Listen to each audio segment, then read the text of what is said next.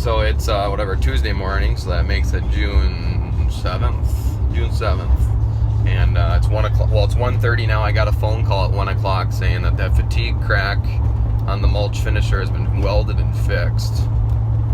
And the owner was wondering if I could come out and finish work in that hayfield, which he's going to come with me, and we're going to have to look at it to see.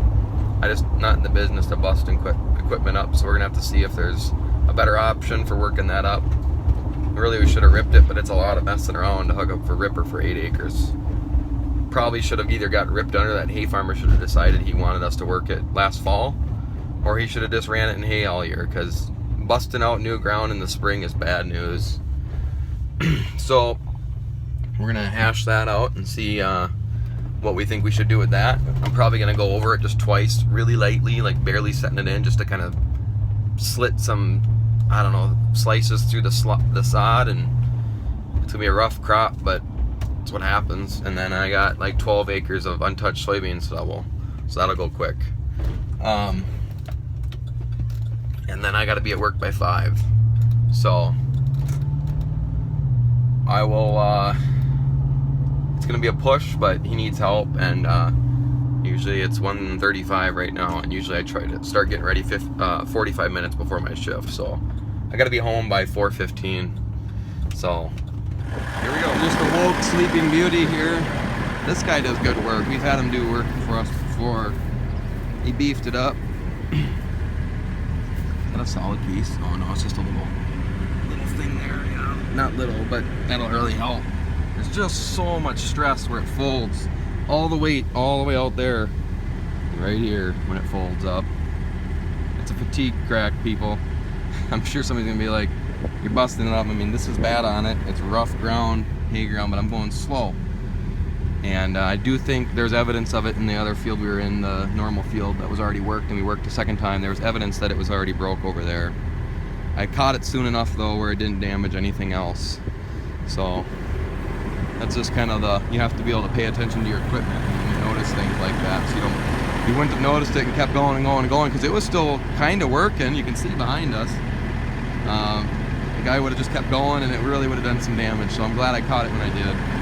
I'm gonna go over it all once. This is one pass. It's really rough, and then I'm probably gonna hit it a second time, potentially a third time, and he's going for the roller.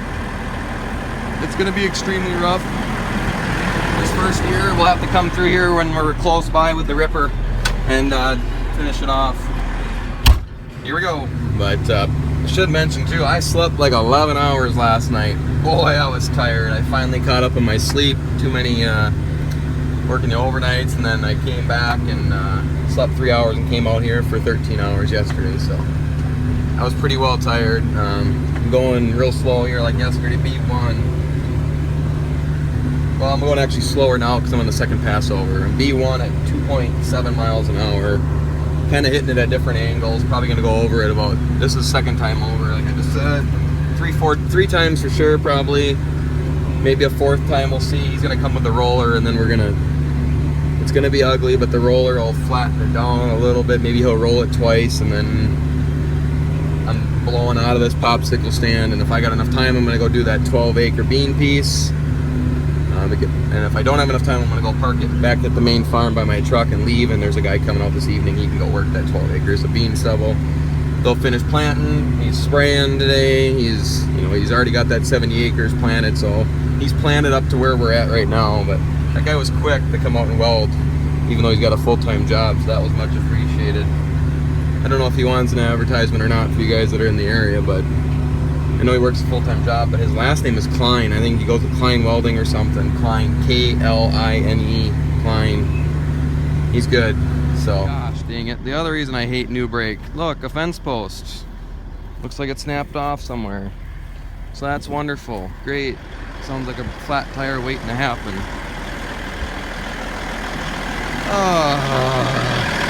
It was buried because it was cleanly mowed hay, so this was buried in the ground. But just what a joke. It's just so hard on equipment. Roller is worth its weight in gold right now. The roller is doing an unbelievable job. Like I said, it's going to be a rough crop this first year, but this is 3 times over. Actually, where I'm going right now is the 4th time I'm done. I might just mess around and kind of try to level it off in a few places while he's still rolling. Then we're going to head back convoy style. I do not think I'm going to go work that 12 acres of soybean stubble, even though it would go super fast. I don't know yet. I don't want to be late for work, obviously, and then they actually have to rip under about 3 acres worth of corn because a house got sold, and apparently I think the guy's a veteran and the VA will not give him a house loan when there's a crop on the field because he wants to build a shed for his semi-business or something. I don't know, it's really confusing to me. It's the first time I've ever heard of that. I thought it was kind of strange, but the realtors and lawyers, they all say that's what's got to happen, so we'll do it. But a few rocks out here, it's rougher than snot, but it's a lot better than what it was this morning. The guy welded her up. The weld's still hanging in there. I'm creeping along, and you know, it's just clumps of sod just falling apart. Not really falling apart is the issue. It's just 2 times over here, and the roller's smashing it down. But it's going to be a rough first crop, but that's just what we're going to have to deal with. Just about done here. You can see it looks a lot more black where I haven't worked versus where it's rolled. It looks a lot more green, but it's the problem. The hay guy wanted one more crop this spring. Well, really should have come through here and dusted it with some Roundup or something, but no, we just try to make everybody happy. But we'll have to get on the sprayer pretty quick with this field.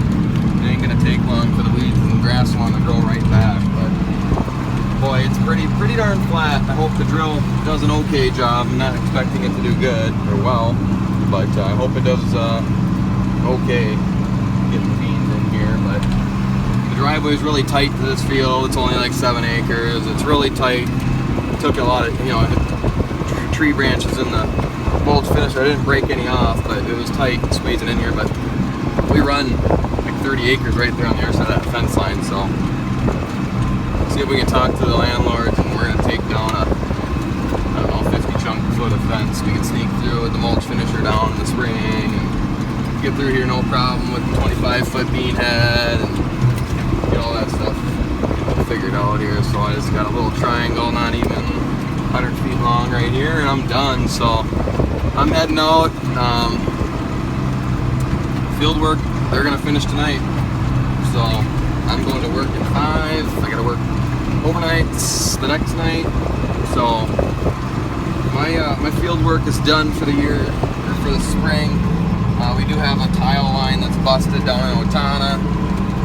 We're going to go down to Otana with our backhoe and maybe the tile plow. It sounds like it's a pond right now, so backhoe to start with on the 4630. Probably after spraying season, bring a skid loader with us and maybe help trench it out and get it to drain. Dig down, bring some tile with us, some connections, and you know, fix that up. But definitely going to take a little bit of a break here. I'm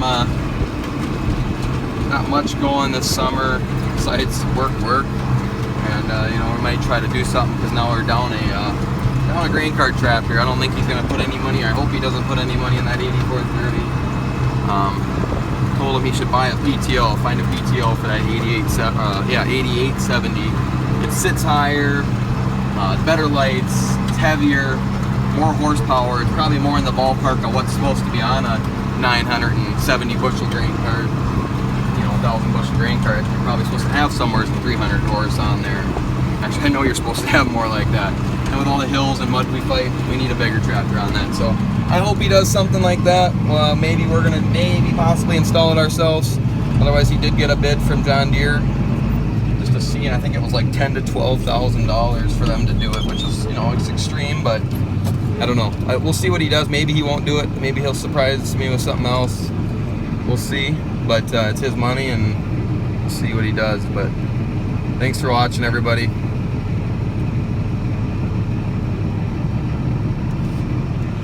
Let that battery charge for a little bit. Otherwise, it seems to have trouble starting. Here's the sprayer all hooked up. 90-foot booms. Sharon Industries. I always thought, I haven't wore the hat, but I got a hat when they delivered it. I always thought it was shop. It might be. I'm pretty sure it's Shaw Ben.